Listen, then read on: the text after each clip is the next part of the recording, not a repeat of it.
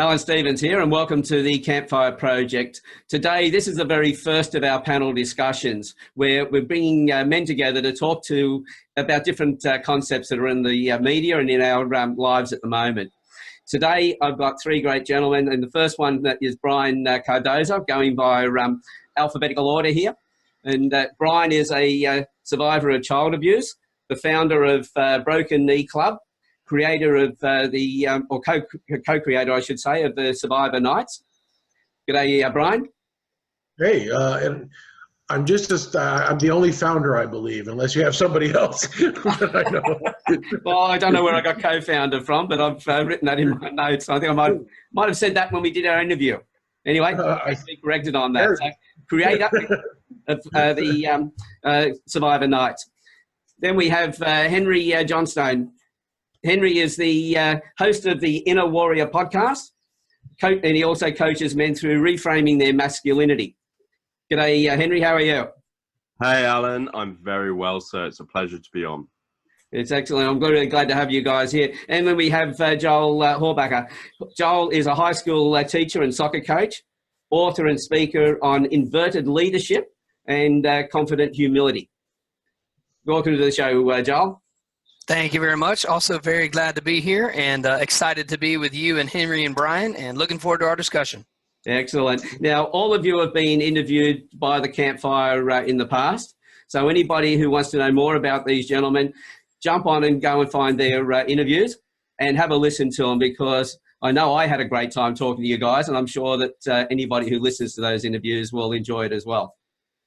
So what we're looking at here in these panels is to understand more about who we are and what we need to be as men. And this being the inaugural one, I thought, well, the best place to start before you look at anybody else, you need to look at yourself. Understand yourself. So what I wanted to look at was, well, in the media, there's been a lot of talk about toxic masculinity. There's a lot of stereotyping and other things like that. And they're the things I'd like to delve into today. Now, Henry, if I might start with you, you actually, when I asked you about this earlier on, you talked about the shame involved in conforming to stereotypes and being a man. What were your views around that? What were your thoughts? Well, I think it all comes from growing up with having unrealistic ideals placed onto me through media and just the vernacular of society of what a man meant. And I could never measure up to that. So that just rebounded onto me and created a lot of anxiety and a lot of shame when, you know, I wanted to say to my parents, I'm not a tough guy and actually I have emotions, but I don't feel comfortable enough telling you that. I don't feel comfortable enough telling women, or I didn't feel comfortable enough telling women or friends as I later grew up, that actually I was quite sensitive and that I really felt emotions. And that, again, because I didn't say it, I was setting a precedent for what I would accept for myself, which was I will not accept sharing myself and who I am with anyone else, because they will see it as a weakness, and I'm absolutely not prepared for them to see me as a man who is weak, you know? So it's better than a matter of really withdrawing and holding that back, and therefore having that angst of dealing with the whole thing. Joel, what are your comments on that? For me, it was much more in terms of not conforming. It just has to do with me as a physical being. I stand about 5'3", and so I'm not sure how that translates into centimeters, but I know it's not many. I am at least 6 or 8 inches shorter than an average American male. And so my whole life was simply learning what it meant to be a guy while not actually fitting in with what guys are supposed to look like. And that was interesting because, you know, my dad's about average height. My older brother's about average height. My younger sister is taller than I am. And so a lot of it for me was simply learning how to be okay being a man, but trapped in the body of a guy who's about the size of a middle schooler.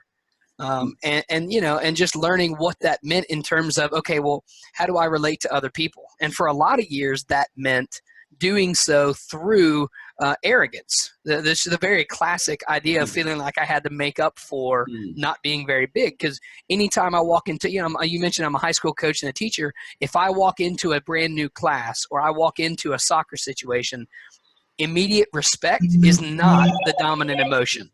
Immediate respect is not the big thing. that I'm given because of my size and my stature.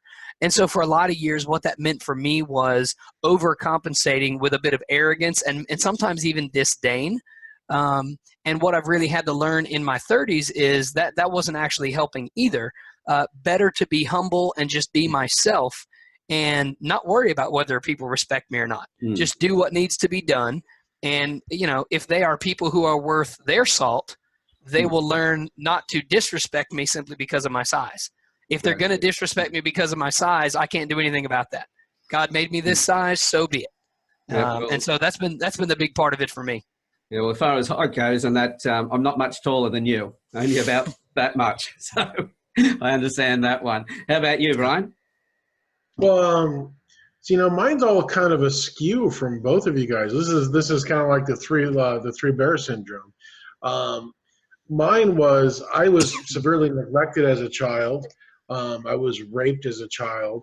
And as I grew larger and got bigger, I looked like your stereotypical male, the male that most men wanted to, you know, be like. You know, they wanted to have my strength and they wanted to have my demeanor.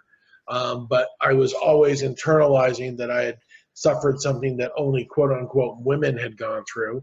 And so for me, masculinity was always in a influx stasis, to where I knew I had the strength of Conan the Barbarian, but I felt as weak as any of the people that he conquered.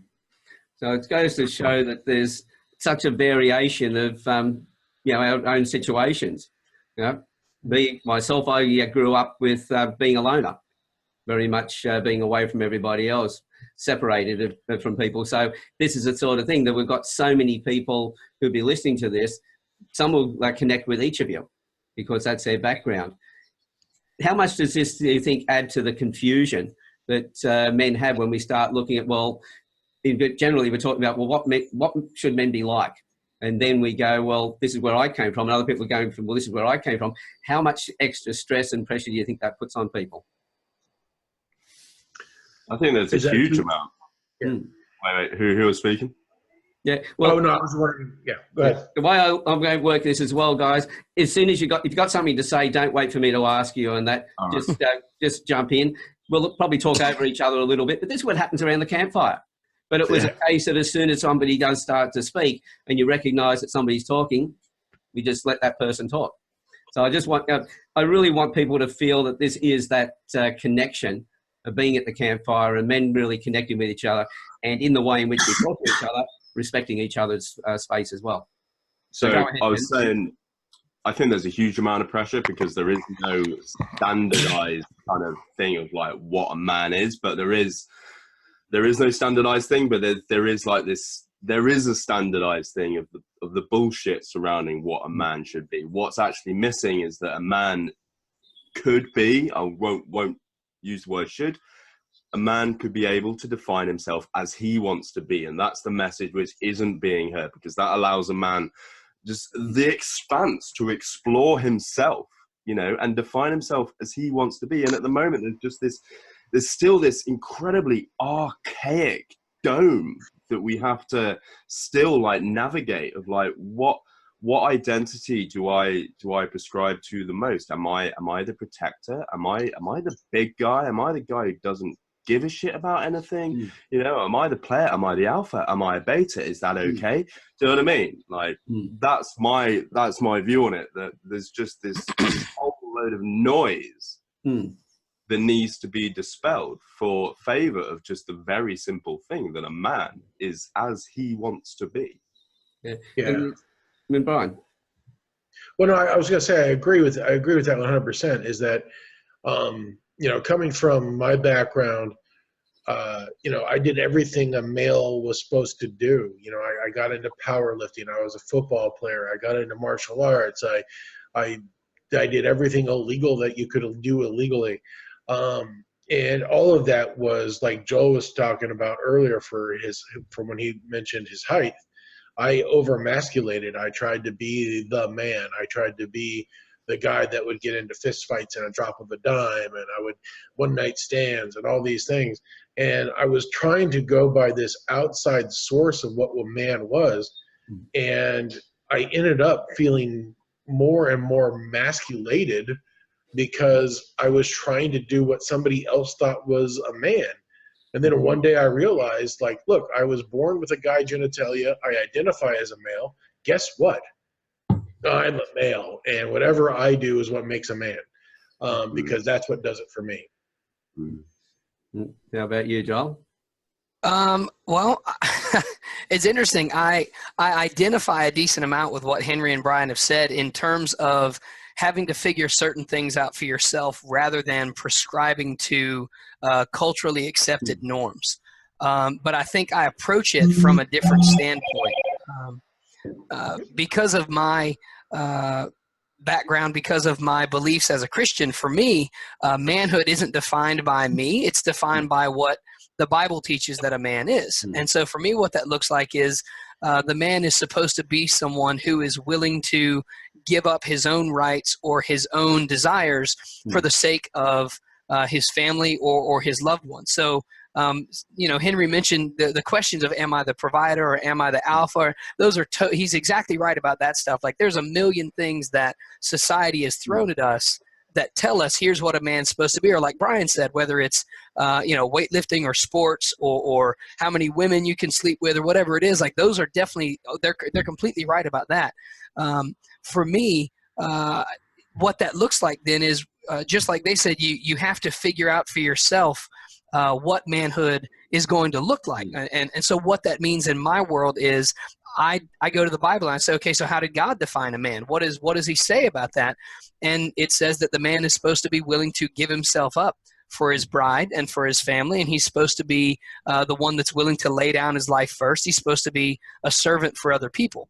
And so that's what it's come to mean in my world. Again, I'm divorced and remarried. I've got 2 kids. And so manhood doesn't look like trying to sleep around. Manhood doesn't look like trying to prove that I'm the biggest or the strongest or the smartest. Manhood simply looks like fulfilling my obligations, taking care of my responsibilities, and making sure that the people that I have said that I would take care of are taken care of. That's all manhood is. It's no longer striving to prove myself. It's no longer competing with everybody else. And the other part of that is, again, I'm a history guy. I'm a history teacher. And so a lot of my ideas about manhood come from the way that it has been shown throughout history. And if you look at great characters, whether it's in literature or actual historical figures, a lot of the people we look up to as great men are also people who are willing to sacrifice their own good for the good of other people. And I know this is something Henry and I have talked about at different times as well. Henry had a great post on social media about this that I commented on just a while before we came on here, and it had to do with guys showing their emotions. And that's something that if you look at very strong, capable men throughout history, they've all shown emotions. They've all shown emotions, whether it's great characters in literature or great historical figures like strong men crying, strong men weeping. That's been true always until the 20th century. It's only then that we got this idea of, well, if you're a guy, you're not allowed to cry and you're not allowed to show emotion. Look, historically, that's garbage. I'm sorry. That's just not anywhere there. And so that's been as a guy who is emotional, that's been really helpful to me to be able to look at these great characters and historical figures and say, listen, you're not tougher than that guy. Just because you didn't cry when your dog died, like that doesn't make you tougher than that guy. And that, it means that you're bottling your emotions up. It's going to come out negative somewhere. Yeah, you're just more disconnected. But you said about being a servant to others. I think a lot of people get confused about what being a servant to others is, because some people think it's being a doormat. Right. It's not being a doormat at all, is it? Correct. It's not at all. No, and you're right. We have to be careful with the terms we use because you're correct. It can very easily be misunderstood. I'm certainly not saying that you should be a doormat. You shouldn't allow yourself to be used or taken advantage of or made to feel inferior. The idea is simply to be willing to go out of your way to help and serve other people, whether they acknowledge it or not. And that's the idea there. A really good kind of analogy around being of service and offering value is if you're doing a long run and there's someone lagging behind, you drop back, you help them, give them, you hold them if necessary, and you carry them along. And if they ask you what's going on, then you can tell them what's going on, and that's the value. So you can be of value to them in this troubling time, and it really increases the community. And what Joel said about the church, I feel like when I was speaking about this standardized thing of being a man, no, outside of the church, it's all this fucking noise everywhere. But what I hear Joel saying is that, no, like, here's a really good framework. Like, this is where you fit in, and this is how you can be of service. Yeah. And what are your thoughts around that, Brian? You know, I have many thoughts around that, and I don't know if all of them are appropriate. I would definitely say that the confluence, you know, growing up in the 70s and the 80s, Alan, I noticed that there was a certain increase of John Wayne mentality through and as a guy who doesn't express a lot of emotion, and when I do, it's always with trepidation. I have a hard time expressing myself. Now, the way I express manhood is I show a certain amount of no shame or fear when I talk about my own downfalls or things that I'm overcoming or things that I have to work through. And that's how I take care of my fellow man, is I take care of myself. And I acknowledge my own faults, and I try to show other men and other survivors that it's okay to have worry, it's okay to have fear, but it's not okay to let them control and do everything for you. That's right. And as you say, it's all about being able to guide them. And you can't guide them if you're trying to be the man. How can you create others to become a man if you're trying to be the man all the time? So it's definitely a case of being true to yourself, having the courage as well to actually step up. As I said, the Campfire was not a place where it gave you permission to speak. It was a safe environment, so you can give yourself permission to speak your stories. And I think every man needs to be able to do that, to speak their stories, and for others to, well, if they fulfill their responsibility, is to listen to those stories and then take from it what they can. We have a responsibility to hear each other in a completely non-judgmental way, you know, as, you know, men speaking and being honest with each other has come to the fore in terms of a popular topic around men and why men are killing themselves, you know, why depression in men is so large, and we're being encouraged to speak to each other. And I cannot emphasize how important it is that we make the effort to not judge our fellow man based on some cockamamie bullshit that we report. So sorry, Joe, you're going to say? Yeah, well, no, I wanted to piggyback on what Henry and Brian said. I love what Brian said about being willing to be vulnerable with other guys. I think that's a great example of being a servant or being of service to other people. Is, you know, because for guys, like he mentioned, a lot of times the guy mentality is like, I'm not gonna show any weakness. I'm not gonna show any flaws. And, you know, that's just crazy talk. Everybody knows everybody else is screwed up.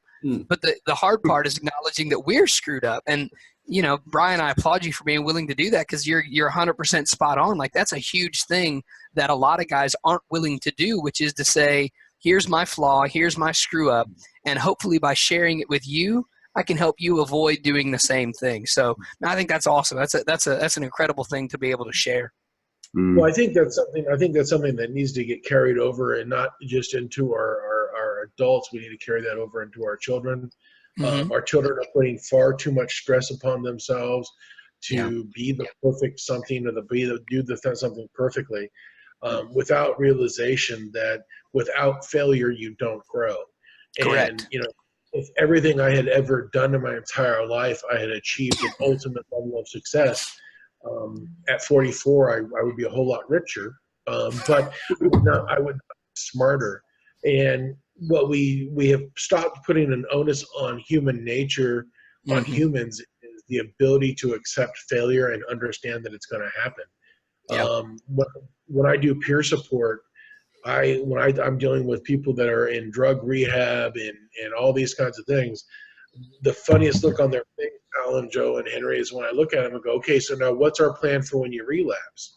Because they're they're being brought up to believe that they shouldn't relapse, and if they relapse, then they're failures. Whereas the reality instead of just being realistic. Yeah, the reality is you're going to relapse. So let's not make it a spiral. Let's make a plan. And that's something that a lot of people in today's society are missing, because we have this, I'll say it again, this John Wayne mentality that no matter what, I'm right. And, you know, and I'm John McClane, and I can climb through AC air ducts without being turned to shredded cheese because of screws. You know what I mean? Like, and we have to get this through our head. Yeah, no, I completely agree. The way that I talk about that is just through the construct or the mindset of humility, which is kind of self-forgetfulness, just, you know, being of service to other people. And Brian, exactly what you said is again, it's spot on with it. It's teaching people, acknowledge the fact you're not always going to be right. Like the idea that you're always right, that's absurd. This is, even as a high school teacher, there are times when I'm wrong. And it's not fun to admit that to a bunch of snarky 14 and 15-year-olds. But when I can admit that, it also helps them to see me not as the enemy, but as a human who is on their side. You're going to screw up. I've screwed up. Let's come alongside each other and let's move forward together.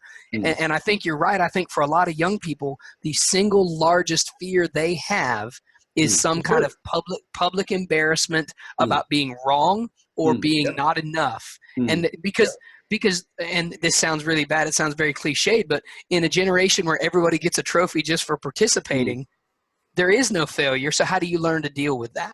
That's it. And the real world's not like that, is it? No, it's really not. And so we're not doing anybody any favors when we teach them, oh, it's totally fine. You didn't really fail. You just did it differently. It's like, no, what you did was wrong. Exactly. And you don't need to do it again. So let's figure out what we do when you do it again. Let's figure out how we're going to, like you said, Brian, come up with a plan for when you screw up. Let's figure out how we're going to fix that next time. That's great. Well, you feel there needs to be a little bit more of an education around, like, if we're talking about kids, about how you approach that.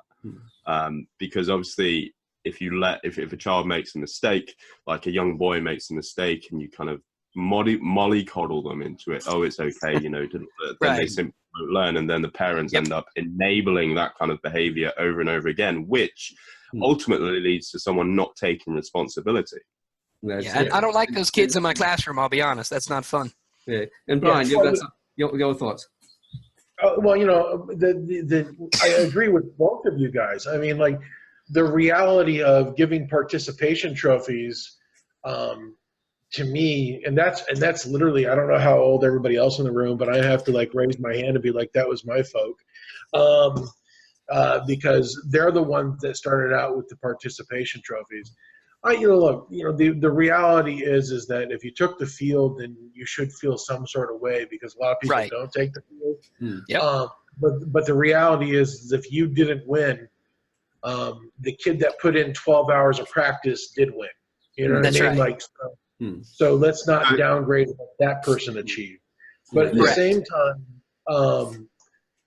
we as a society have put way too much onus on accomplishments and what you've overcome, when in reality, we were talking about this earlier, in reality, some days for me to just leave my house is a feat.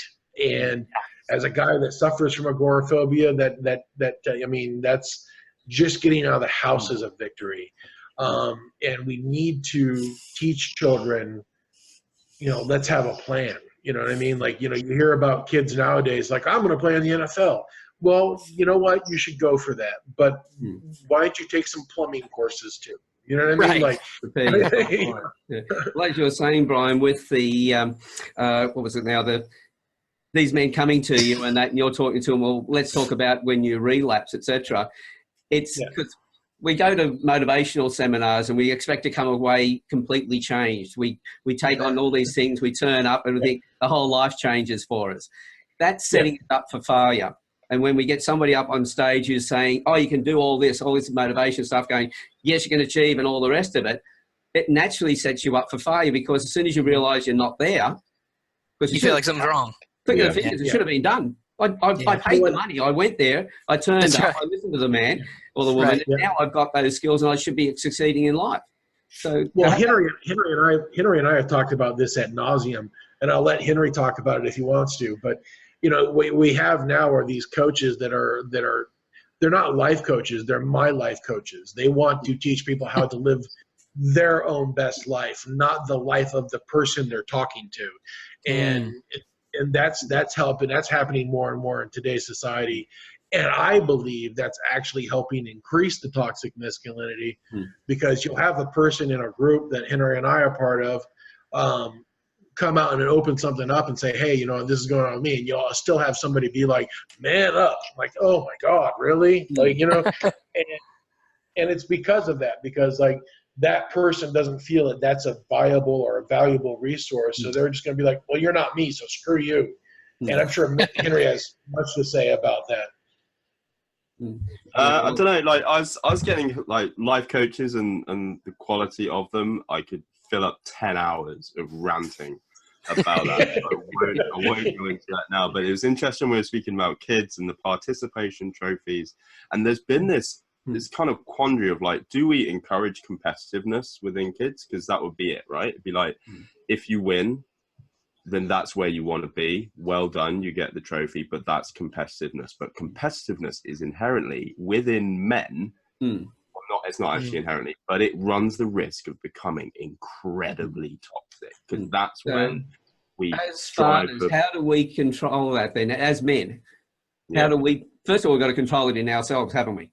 Yeah, like I'd say, how do we do it in ourselves? What are your ideas? I'd say foster the knowledge of self and to recognize your own wins. Like as you guys know, I've got the inner warrior technique, right? The inner warrior, people think, oh my God, that means I'll win and everything. It's like, no, what it means is that you'll have an assured sense of purpose and meaning within every situation. Even if it goes tits up, you'll still know that you're all right, because you've got a solid core and you can recognize what's a win for you. Maybe you could have tried harder, and if you didn't try harder, why didn't you try harder? Is that okay? Yeah, I'm okay with that.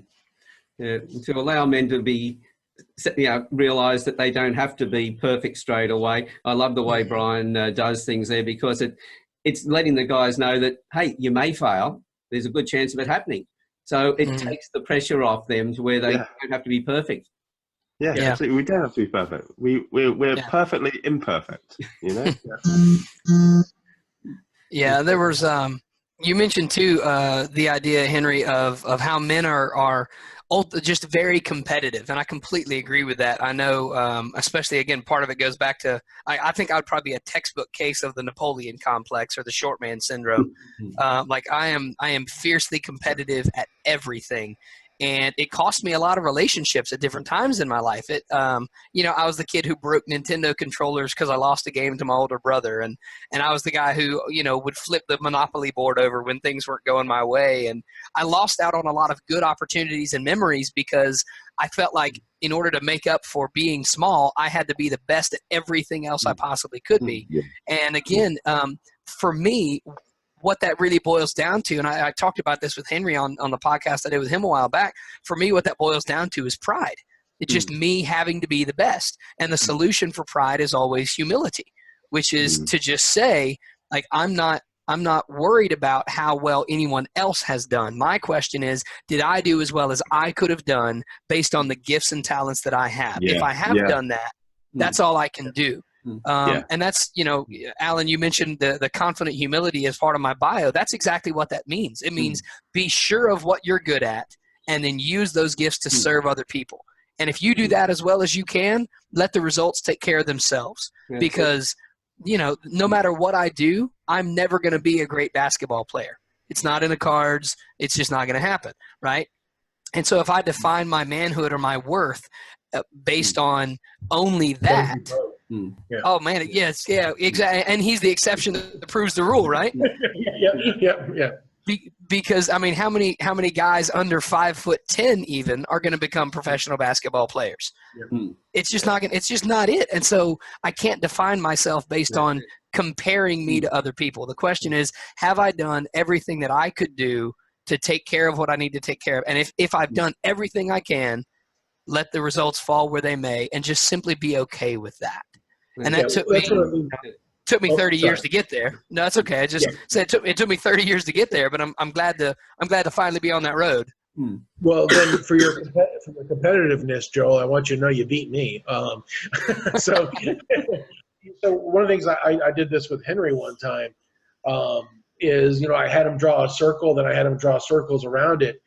And one of the things that what I have found is that we attract people that we're the most comfortable with. And we're usually most comfortable around people with our own psychosis or our own issues because we can understand, we know what the monsters look like for each other. So we start to develop and correlate a friendship that develops into an echo chamber.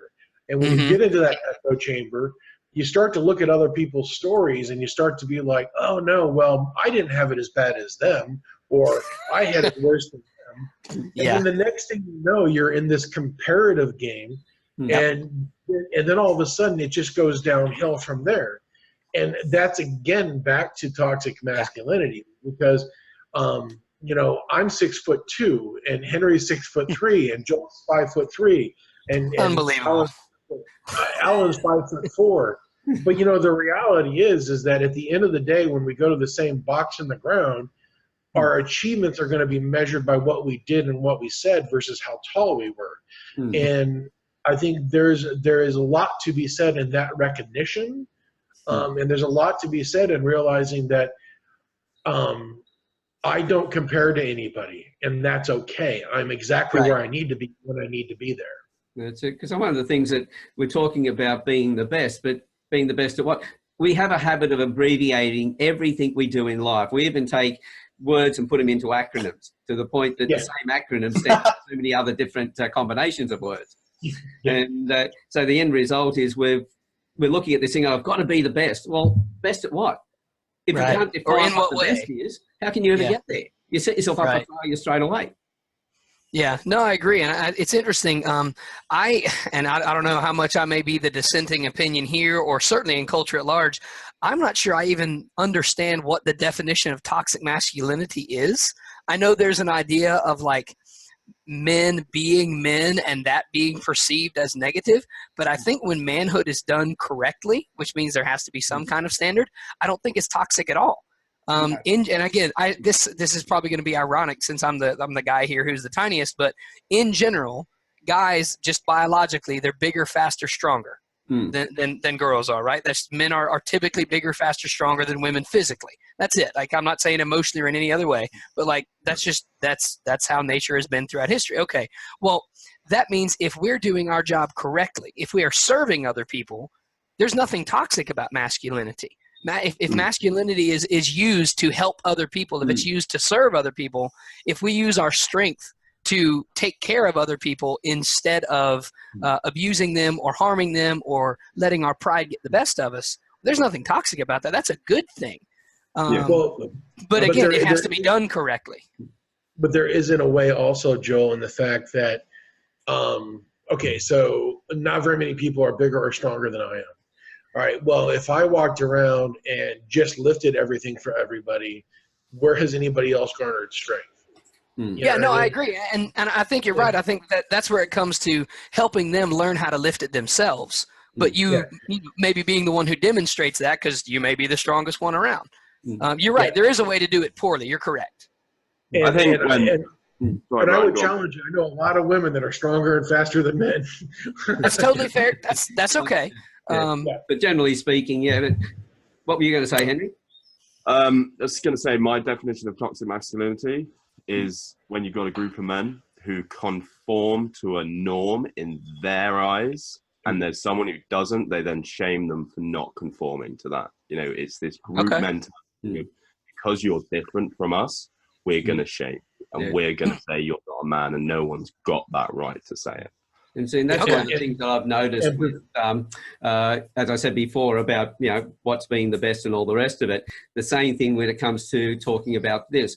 The descriptions of toxic masculinity I've heard have been right across the board. They're varied. It all depends on where it's coming from. It's like the number of people who use the word character and personality and interchange them. Personality and character are not the same. Right. Personality is the way we process things. But character is the things that we are processing. the intent behind the motives. Another. Yeah. Sorry, I just wanted to add on, just to bolt on, another aspect of toxic masculinity is the echo chamber. Okay. Thank you. I was just going to go there, Henry. Thank you. Which then, you know, if we look at incels, for example, an echo chamber of toxicity and hatred towards women, or on a lower level, when you get a group of guys who are really competitive and hold conquering women as a sense of pride, you know, then they become an echo chamber of abusive and incredibly objective words towards women. Like, that's when it becomes toxic. Okay. No, that's actually really helpful. Thank you. Those definitions they make total sense. The idea of, again, and I would say this is kind of what Brian was getting at, when we use whatever aspects of our masculinity we're using, when we use them in a negative way, that's certainly going to be harmful. That's definitely not something that that we want to be perpetuating or enabling or whatever. But again, I think that when we use whatever masculinity is, when we use those things correctly to encourage rather than to shame, or to include rather than to exclude, that's a good thing. Those are positive things. And so I think that's when you were saying that's that, good as I was well. like, man, you know, there's positive aspects to being a man, which absolutely there are. And if we come together holding those as tenets to being a man, then that's a beautiful, beautiful thing. That's when the identities that men naturally go towards of being the caregiver, of being the protector, they become completely transformed into positive things that are good, you know, and bring value. So if we were going to wrap this up and look at what advice we would give to men about their masculinity and how to approach things, what would each of you say? Brian, what would your comments be? As a wrap up, I think that for men going forward, I think as a wrap up, Alan, would be, I guess that would be that failure is not a loss. And if you can learn to accept failure and realize that it's actually a growth tool versus an epitaph to who you are, you'll find yourself growing as a human, not as a man or as a woman, but growing as a human, which to me has far more value. Excellent. And Henry? Oh man, you put me on the spot here. I was like, Henry, say something really awesome and inspiring. You have it in you, Henry. I know you do. You know, it comes down to, you know, at you as you are enough. Excellent. And Joel? I would say that for me, the big thing is to get beyond the pride, get beyond the desire or the need to feel like you have to compete with everybody. And again, the way to do that is through humility, is through serving other people.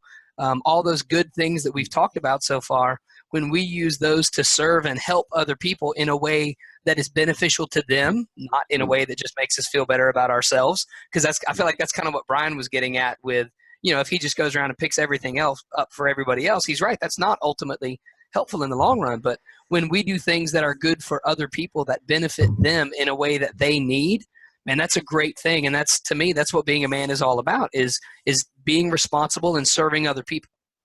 Excellent. Okay. Well, thanks very much, gentlemen. I think this has been a good start to the panels.